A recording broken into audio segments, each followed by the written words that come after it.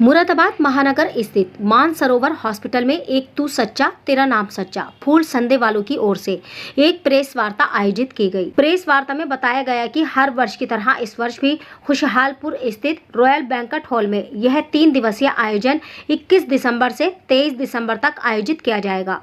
Press वार्ता के दौरान बाबा फूल संदेवालों ने कहा कि इस आयोजन का मुख्य उद्देश्य समाज को जागरूक करना और यह संदेश देना है कि सबका मालिक एक है। उन्होंने कहा कि आज के युवा अपने माता पिता का आदर करें, नशे से दूर रहें और अच्छे व नेक रास्ते पर चलकर ईश्वर के मार्ग पर आगे बढ़ें। एक तू सच्चा तेरा नाम सच्चा के मंत्र को जीवन में अपनाकर सच्चाई और सदाचार के साथ जीवन जीने का आह्वान किया। बाबा फूल संदेवालों ने कहा कि यह आयोजन धर्म को मजबूती देने का कार्य करेगा और समाज में सकारात्मक सोच को बढ़ावा देगा। सनातन धर्म को लेकर पूछे गए सवाल पर उन्होंने कहा कि सनातन धर्म सदा से सनातन रहा है और यही हमारी पहचान है।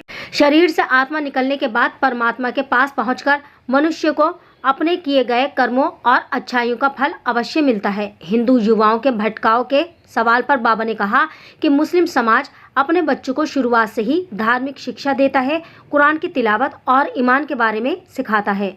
इसी तरह हिंदू समाज को भी जागरूक होने की ज़रूरत है और अपने बच्चों को धर्म, संस्कार और अच्छाई का महत्व समझाना चाहिए। उन्होंने सभी से बुराई से बचने और अच्छाई को अपनाने की अपील की। हिंदू राष्ट्र के मुद्दे पर उन्होंने कहा कि भारत देवभूमि है और यह बहुत पहले से ही हिंदू राष्ट्र है। इसे बनाने की कोई आवश्यकता नहीं है। सनातन धर्म सदा से था, है और हमेशा रहेगा।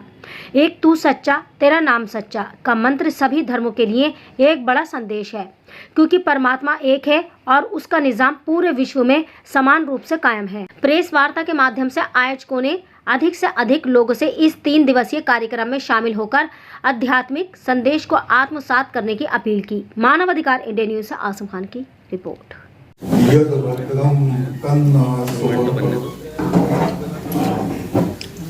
जो कल्याण का मार्ग है, जो विश्व शांति का मार्ग है, वो हम सभी मनुष्यों को तो प्रदान कर।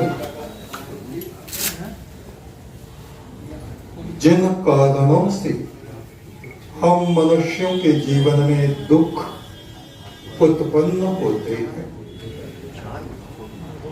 हमारे चिंतन की बुराइयां,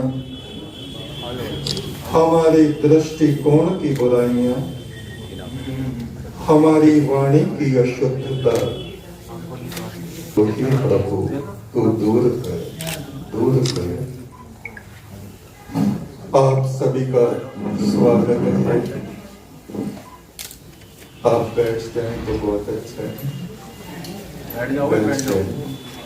केवल समाज के लिए या नेताओं के लिए भी है, या उन्हें आध्यात्मिक आवश्यकता नहीं है आज की डेट में? हमने कहा है प्रत्येक मानव के लिए है, चाहे वो नेता बन जाए, अभिनेता बन जाए, एक विद्यार्थी हो, एक किसान हो, पहले कर्तव्य निष्ठ हमें होना चाहिए।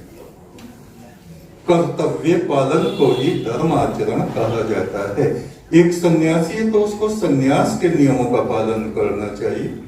एक डॉक्टर है तो उसको एक सही तरीके का चिकित्सक होना चाहिए, ना कि लूट खसोट करने वाला। एक नेता, जो जनता उसको चुनती है तो वो कैसा होना चाहिए? ये नहीं कि मैं तो इस जाति में पैदा हुआ बस इसके लिए मेरा कार्य नहीं। वो पूरे राष्ट्र का एक पिलर होता है, स्तंभ होता है। राष्ट्र की नींव जितनी गहरी और मजबूत होगी और वो खंभा जितना मजबूत होगा, उतना हमारा राष्ट्र, हमारा समाज सुरक्षित होगा।